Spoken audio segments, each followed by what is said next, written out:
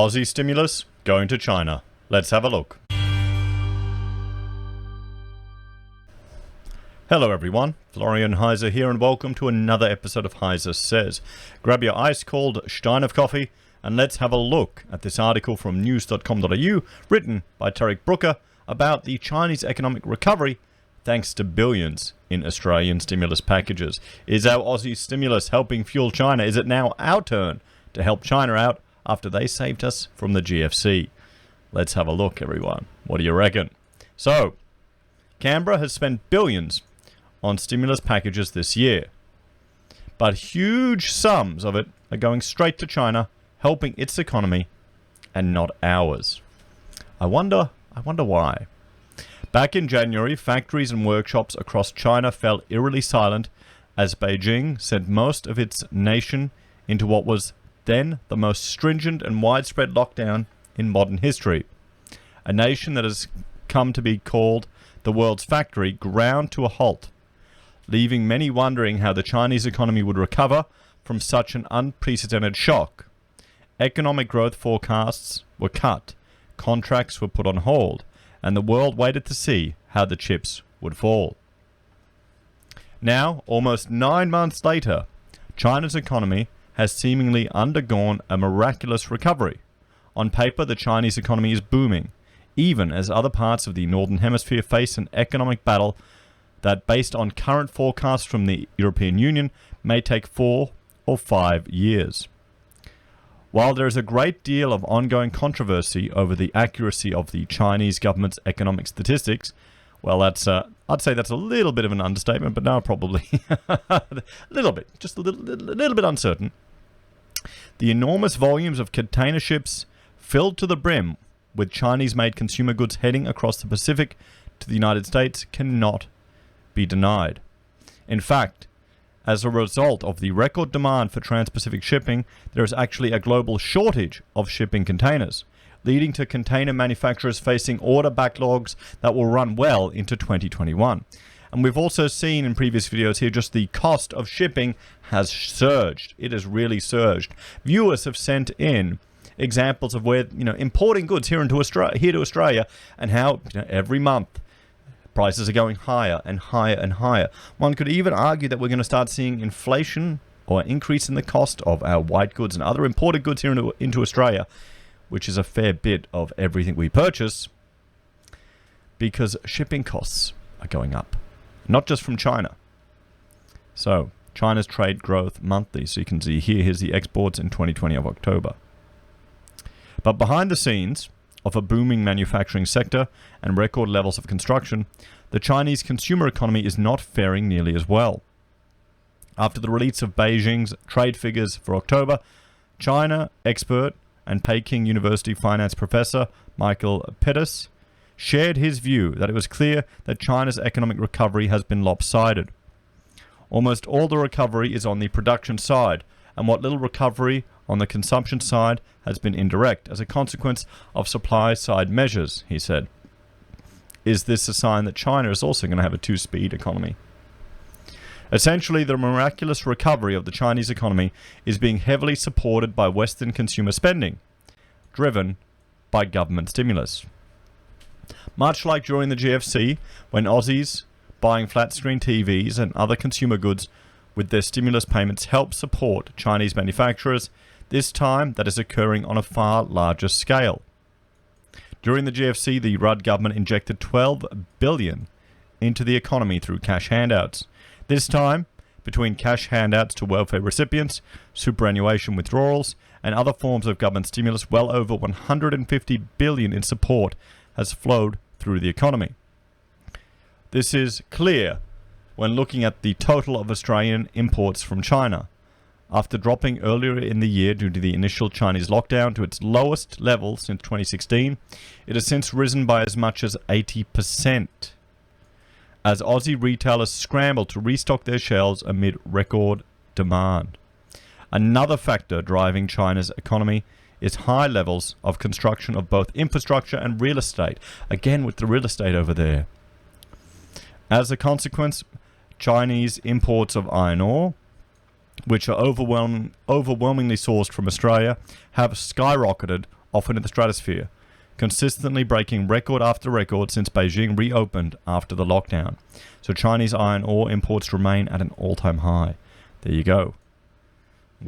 Let's jump over to trading economics, everyone. Let's have a look at just the iron ore prices right now, because, well, the government budget is based on iron ore of $50 US a ton, and, well, it's doing a little bit better than that. We've got copper here at $3.22, lithium at 39,000. Well, that figure hasn't really moved in a while, but iron ore at $123. I mean, that's just crazy. There were predictions, we were talking months ago. We'll go here to 1 month. We were talking months ago of it hitting around $50 again. You know, and it hasn't been at that level since, well, since this chart, has it? Let's go a bit further. Nope, we're going to go monthly. We'll go almost back here. We got it where I can't read it on the chart. So you can see it's, well, it's climbing up again. It's at 2014 levels. Despite almost a decade passing since the former president Hu Jintao pressed his Chinese Communist Party colleagues to rebalance the economy away from export and fixed asset income growth, it appears Beijing has fallen back into old habits. Well, I think looks like Beijing's no different to our political leaders here. You know, even if we press our political leaders to move away from a perpetual property bubble, do you think they're gonna? It's what happens here in Australia. You fuel construction. Just think about all this construction work that's happening. How much of the materials are coming from China? What bits and pieces of fit out is coming from China? You get entire kitchen cabinets all manufactured and shipped over. The push towards a domestic, consumer-driven Chinese economy has seemingly been placed on the back burner, while the move back towards export-driven growth has helped secure Beijing's immediate economic future.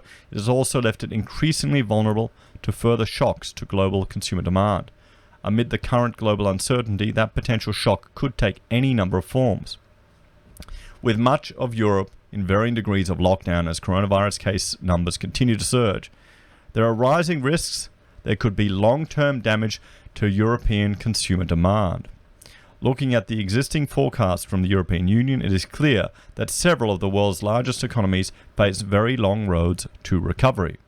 Here you've got the GDP annual change forecast. So the Eurozone 2020 is now 7.8%, the annual change. Look at that. 21. 4.2 up. 4.2. How are they going to go? Oh, I guess, but the problem is 4.2 may sound good, but you've had a 7.8% fall, so that's going to take a while to get right back up to where it is. Germany as well, down. Ooh, look at the UK, down 10%. Oh boy. If the lockdowns persist for longer than anticipated, which is certainly possible given the scale of infections many European nations currently face, the possibility of long-term damage to multiple European economies becomes even greater. It's not just Europe facing potential long-term economic damage from the pandemic. With over 130,000 cases per day in the United States, over 20 million unemployed, and policymakers currently refusing to come to a compromise on a stimulus package, the US too faces a challenging future. If a lasting blow is dealt to global consumer demand and Beijing is forced to confront a world in which one of the pillars of its economy is heavily impacted, it will no doubt fall back on the other, construction. In recent months, Chinese steel production has hit record highs as Beijing tries to repeat its GFC-era strategy of building its way out of economic trouble.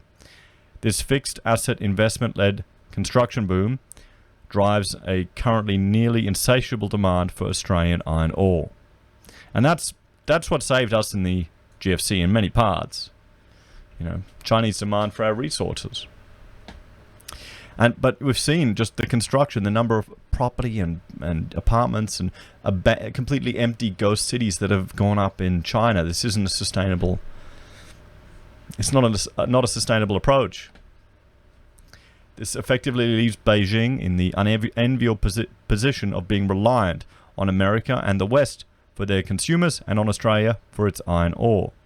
Despite all the chest thumping, aggressive overtones and threats, the very nature of the current global economy means Beijing needs the Western consumers to recover and Aussie miners to keep digging. As we head further into uncertain times, into an uncertain future, Beijing isn't nearly as secure or as self-sufficient as it would like, or it is, or as it would like, or as it was envisaged under the leadership of the former president. In the long run, that may change as Beijing seeks to diversify the supply of raw commodities, such as much-needed Australian iron ore, but that takes time, as does the slow and very gradual shift from an export and construction-led economy to one based on domestic consumer consumption. Ultimately, until Beijing can finally wean itself of debt-fueled fixed asset investment and its reliance on exports to consumer goods in the West, its dream of one day attaining global supremacy might remain just that, dreams. What do you think, everyone? A very interesting take on it here, because one thing that Tarek has stated here is with regards to just the chest thumping. I think a lot of the rhetoric we're seeing coming out of some of these communist propaganda rags, I think that's aimed for morale boost of the citizenry in China. I think that's what a lot of it is. We'll have to see. They're still sucking up demand for Australian resources. How long can that last? Will they allow international students back to Australia? Will they try and open up other opportunities? We'll have to see. What do you all think, everyone? You know? And do you like the fact that Australian stimulus is just heading over there? How many people are getting these, job seeker bonuses, job keeper bonuses, and are just buying stuff online or shipping things in? You don't really have a choice. How many of us have gone out to Bunnings? We were in a premiere in another video. Everyone's talking about how they were going to Bunnings to do home improvements. How many of you gone there, and what can you buy Australian made? Or can you even afford to buy it if there's an Australian made alternative? You're not going to see it at Bunnings. It's usually the cheapest stuff. Anyway, guys, let me know your thoughts and opinions on the comments down below. Please like, share, and subscribe to the channel.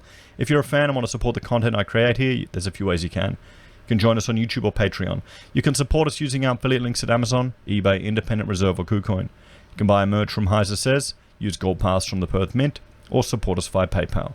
Take care, everyone. I'll see you next time.